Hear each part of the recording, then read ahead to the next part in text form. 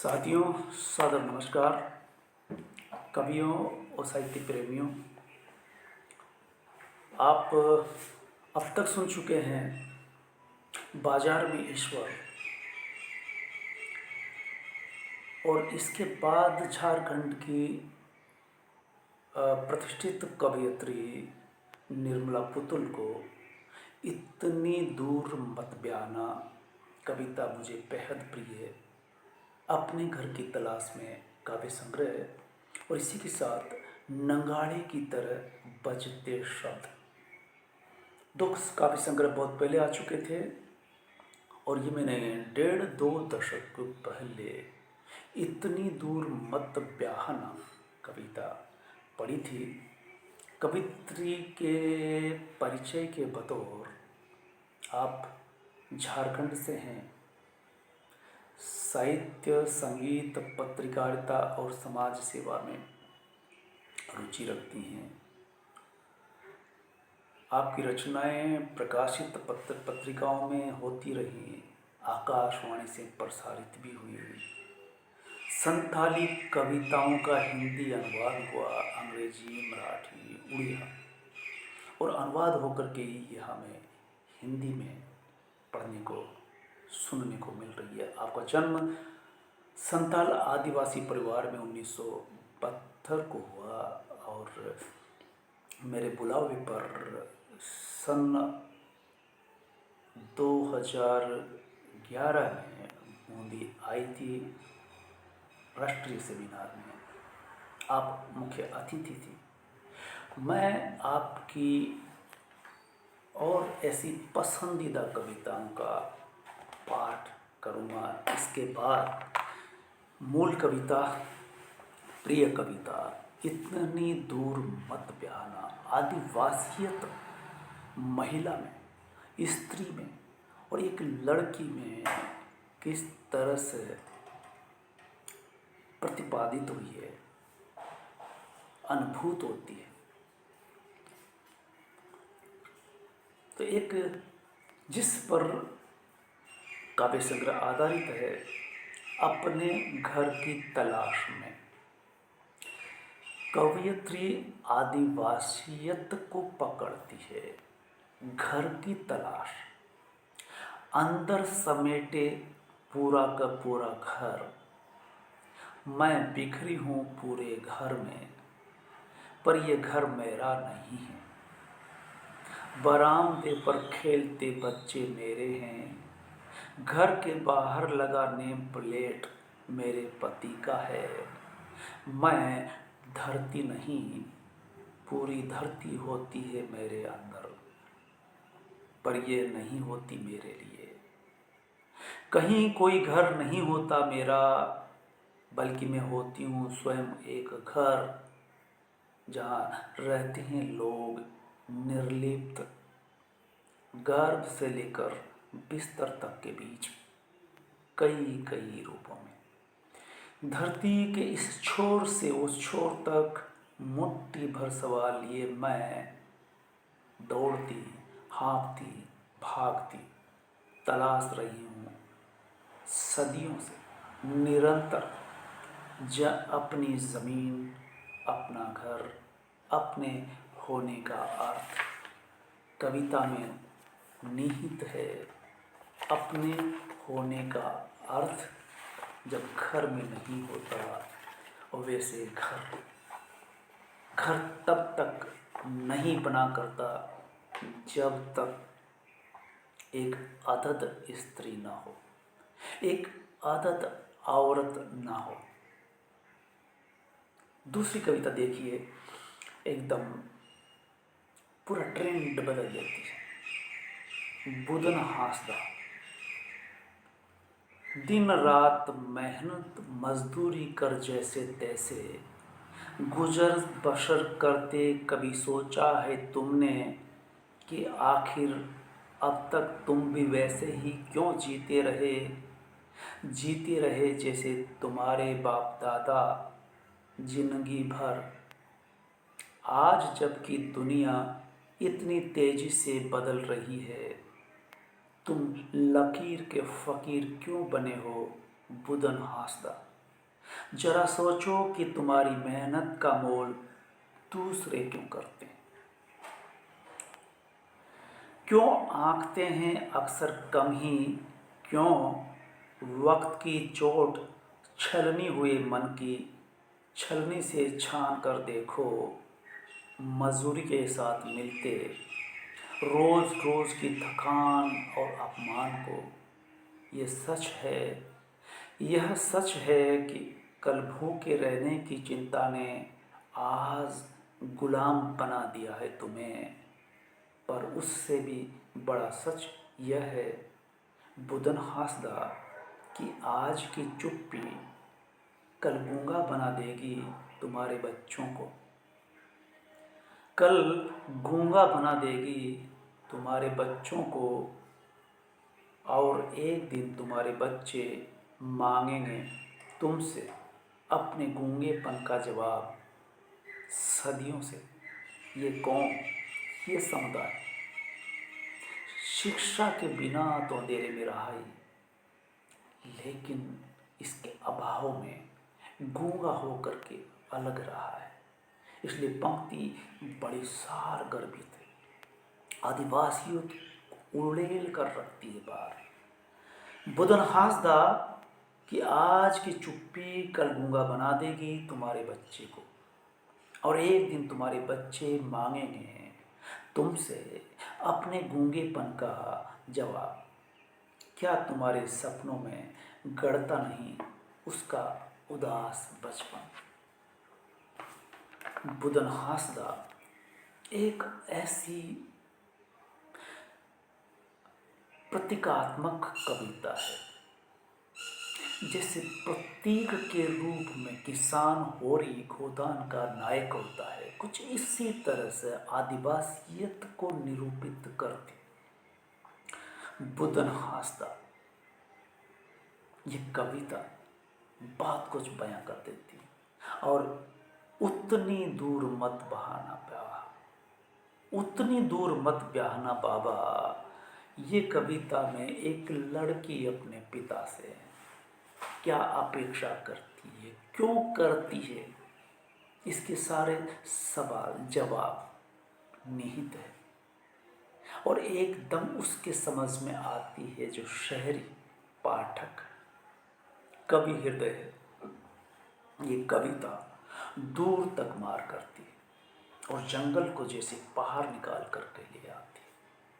जंगल में रहने वाले क्यों कर नज़दीक रहना चाहते हैं, खास करके वो लड़की जो पिता के घर में पली है। वो अपने पिता से कहती है उतनी दूर मत ब्याहना बाबा, बाबा मुझे उतनी दूर मत ब्याहना जहाँ मुझसे मिलने जाने की खातिर घर की बकरियां बेचनी पड़े तुम्हें। गरीबी को किस तरह से प्रतिबिंबित किया गया है, एक बिंब खड़ा करती है। मत ब्याहना उस देश में जहाँ आदमी से ज़्यादा ईश्वर बसते हो।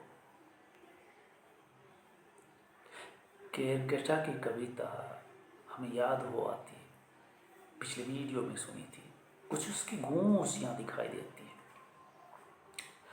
जंगल नदी पहाड़ नहीं हो जहाँ, ऐसी जगह तो बिल्कुल नहीं। इससे साफ जाहिर है कि जंगल से बाहर नहीं निकलना चाहती वो अपनी दुनिया को। नदी पहाड़ जंगल एक दुनिया है आदिवासी की, वहाँ तो कतई नहीं जहाँ की सड़कों पर मन से भी ज़्यादा तेज़ दौड़ती हो मोटर गाड़ियाँ, ऊंचे ऊंचे मकान और दुकान हो बड़े बड़े। दुकान हो बड़े बड़े, उस घर से मत जोड़ना मेरा रिश्ता जिस घर में बड़ा सा खुला आंगन न हो। मुर्गे की बांग पर होती नहीं हो जहाँ सुबह और शाम पिछवाड़े से जहाँ पहाड़ी पर डूबता सूरज न दिखे। मत चुनना ऐसा वर जो पोचई और हड़िया में डूबा रहता हो। अक्सर काहिल निकम्मा हो, माहिर हो मेले से लड़कियां उड़ा ले जाने में, अपने समाज की रूढ़ी को भी बाहर ले आती और युवाओं में वो प्रचलित आदत, रूढ़ी जिसकी तरफ भी इशारा करती है कि ऐसा लड़का भी नहीं चाहिए जो हड़िया शराब में डूबा रहता है, और ऐसा लड़का भी नहीं जो लड़कियां उड़ा ले जाता हो मेलों से और इधर उधर कर देता हो, शहर में जाकर के जिनका सौदा कर लेता हो।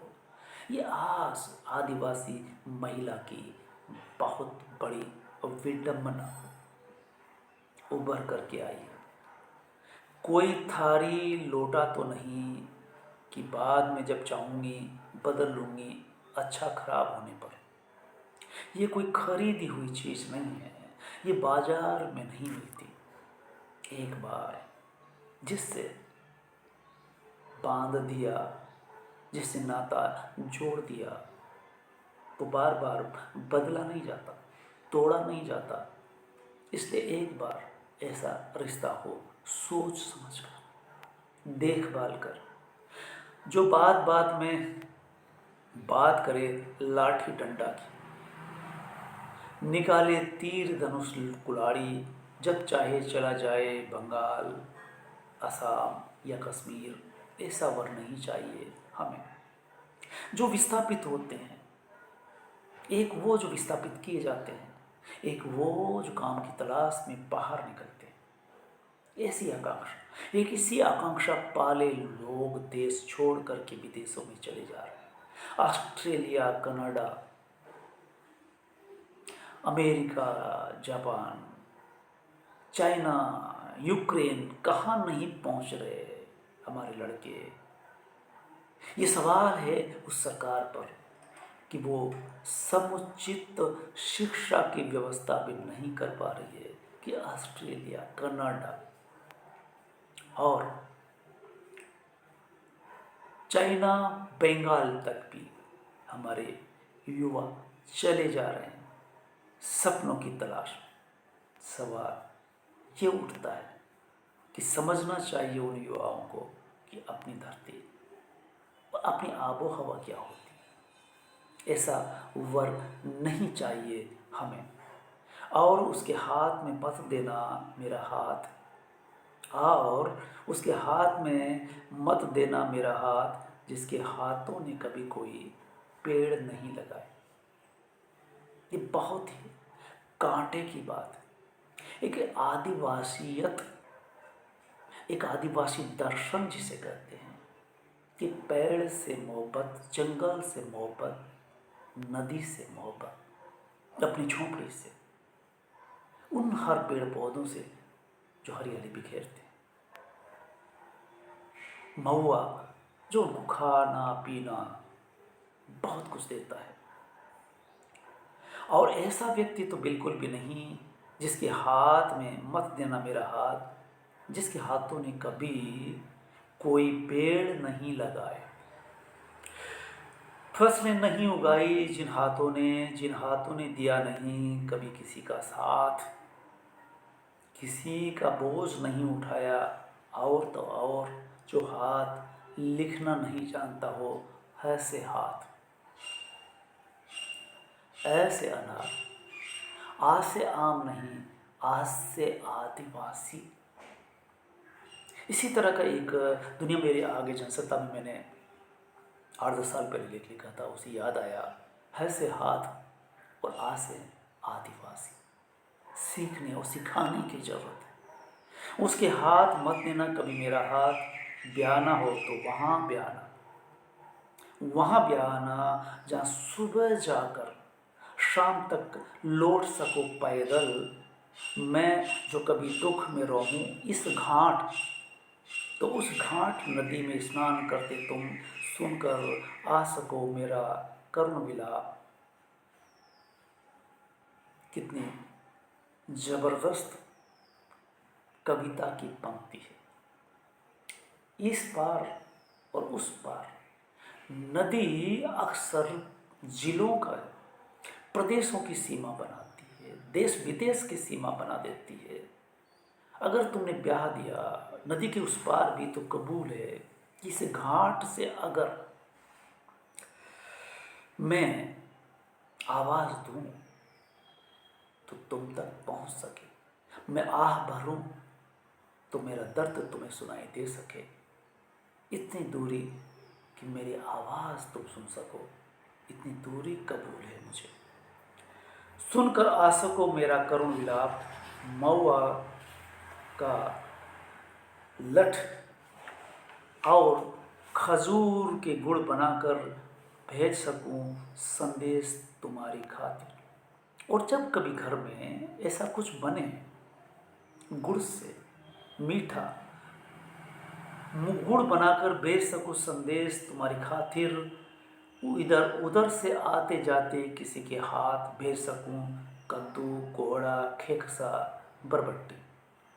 समय समय पर गोगों के लिए भी मेला, हाट, बाजार आते जाते। मिल सके कोई अपना जो बता सके घर गांव का हालचाल। चित भरी गैया के बयाने की खबर दे सके जो कोई उधर से गुजरते, ऐसी जगह मुझे ब्याहना।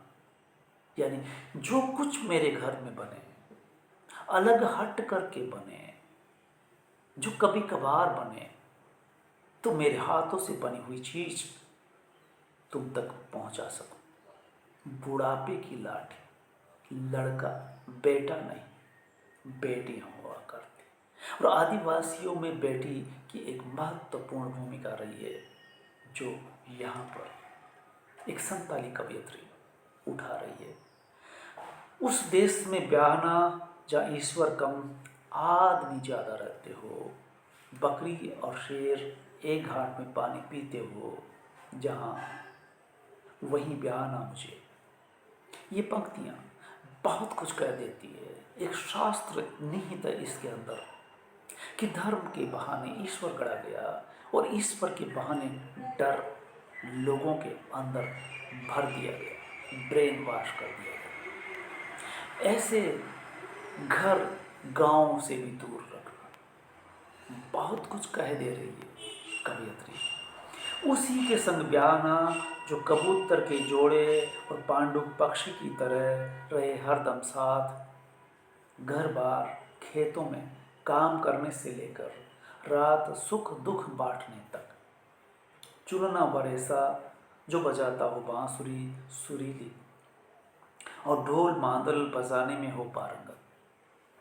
बसंत के दिनों में ला सके जो रोज़ मेरे जुड़े के खातिर पलाश के फूल। सौंदर्य बोध, हाड़ तोड़ मेहनत कर पसीना बहाने के बाद घर आए तो घर वाला सुख दुख की बात कर सके। और सजने संवरने के लिए फूल भी जंगल से लेता हुआ आता, जिससे खाया नहीं जाए मेरे भूखे रहने पर, उसी से ब्याहना मुझे। ये एक तरह से पुरुषवादी सोच, सामंतीवादी सोच पर जबरदस्त कुठाराघात किया गया। ये कविता न केवल आदिवासी समाज की, आदिवासी समुदाय की नियति बताती है, उनकी रूढ़ियों को उजागर करती है, उनको कमतर आंकने पर सवाल उठाती है। सदियों से वो कैसे रहे ये बात बरबसी उठ कर के आती है। यही कारण है कि कवयित्री निर्मला पुतुल सुदूर पूर्व में होते हुए भी, जब सुदूर राजस्थान के पश्चिमी छोर पर हाड़ौती में जब मैं 1.5 दशक पूर्व एक आदिवासी संगोष्ठी करता हूँ, तो वारो सोनवड़े महाराष्ट्र से पूर्व से निर्मला पुतुल याद आती है। मैंने बराबर मोबाइल करके आपसे चर्चा की और आपको बुलाने के लिए विनती की, आवेदन किया और मेरे बुलावे पर आप आए। आज जब ज़माना यूट्यूब का और वीडियो का है, तब मुझे यकायक ख्याल आया कि जब कई वीडियो इधर बन चुके, कैलकाटा की कविताओं पर जब बात की, तब मुझे ये कविता जो कभी अरावली उद्घोष में प्रकाशित की गई थी, वो प्रकाशित होने के बाद इस कविता की टोन, इस कविता के शब्द, इस कविता के भाव और आदिवासी महिला के अंतस में जो, या वो युवती जो सपने देखती है, हर युवती, कल तक ऐसा बिंब खड़ा किया गया कि वो राजकुमार आएगा, घोड़े पर बैठकर आएगा, साफा बंधा होगा, तलवार लटकी होगी, एक राजकुमार होगा। हर लड़की, हर युवती, हर भावी वर को एक राजकुमार के रूप में देखती। ये कविता ये सवाल उठाती है और सीधा सीधा मन की बात कहती है कि एक ठेठ आदिवासी महिला क्या चाहती है, कितना चाहती है, कितना सपना देखती है, कितना स्पेस चाहिए और कितना उससे अपना दायरा चाहिए, कितनी दूरी चाहिए। इतनी दूरी नहीं है कि जिस पिता ने जन्म दिया, जिस घर में जन्म हुआ, जिस गांव घर में पैदा हुई, उससे इतनी दूर नहीं। और ऐसा भी लड़का नहीं, उसकी नेचर भी बताती है। और ऐसा शहरीपन, ऐसा बावलापन, ऐसा भटकाव जो बेवजह भगवान को डर में तब्दील किए दे रहा है, ऐसे गांव से दूर रहना चाहती है, ऐसे शहरों से भी जहाँ भाग दौड़ है, गति, सोच पगला चुकी। पागलपन इस दौर में शहरों में, महानगरों में व्याप्त। टीवी, फ्रिज, मोबाइल कहाँ रख छोड़ा है आदमी को। आदमियत खत्म हो चुकी है। कवियों में, कविता में बची है वो भाव जो उभर करके आता है। एक ज़मीनी कवि, एक ज़मीनी कवयित्री, एक अपने समाज को अंदर से खंगाल करके या धो पोंछ करके जैसे बाहर लाती हो, इस तरह से कविता की पंक्ति आज भी उतनी दूर मत ब्याहना बाबा। ब्याहना का ब और बाबा का ब, अनुप्रास अलंकार और साथ में बिंब का खड़ा करना। सवाल ये उठता है कि वो कभी आम नहीं होता और वो महिला आम नहीं हो सकती जो ईश्वर की विसंगति पर उंगली रखती हो। अपनी सोच इतनी पैनी होनी चाहिए। शायद कितने भी पढ़ लिख जाएं आप, कितनी भी बड़ी नौकरी कर लें आप, कितनी भी बड़ी इंडस्ट्री के मालिक हो जाएं आप, अगर समुदाय, समाज और भगवान इन दोनों के रिश्ते को नहीं समझ सकते, तब आपका होना ना होना, आपका जिंदा होने पर सवाल उठाता है, आपके विचारवान होने पर सवाल उठाता है कि वैचारिकता आप में है भी या नहीं, आप पढ़े लिखे हुए भी या नहीं। कुपढ़ता जिसे कहते हैं, इन दिनों व्याप्त है शिक्षा व्यवस्था में। लगता नहीं है कि काला अक्षर भैंस बराबर जिनके लिए कहा जाता है वही अनपढ़ है, बल्कि वो भी अनपढ़, या कहें दूसरे शब्दों में कि कुपढ़ता का शिकार शिक्षा व्यवस्था, कोचिंग और स्कूल, स्कूल बनाम कोचिंग, कोचिंग बनाम कॉलेज, यहाँ पर कुप्रथा का पाठ से शुरुआत होती है और अंत भी कुप्रथा से होती है। वो सपने भर दिए जाते हैं जिससे वो मशीन बन जाती है। नहीं कर पाते भेद कि व्यक्ति के लिए, समाज के लिए भगवान का मतलब क्या है, धर्म का मतलब क्या है। राजनीति आपके साथ कितनी सहजता से खिलवाड़ कर सकती है, इस बात को आगे आने वाली पीढ़ी कभी माफ़ नहीं करेगी। उन कवियों को, उन लेखकों को, उन पढ़े लिखे लोगों को जो ईश्वर की और समाज की दूरी को नहीं समझ पाते।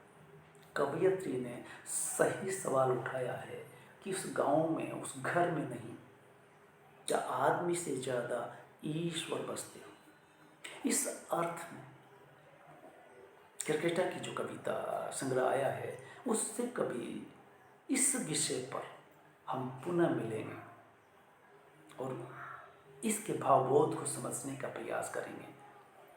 मिलते हैं बहुत जल्दी। तब तक आप बताइए कि ये अभियान कैसा लगा।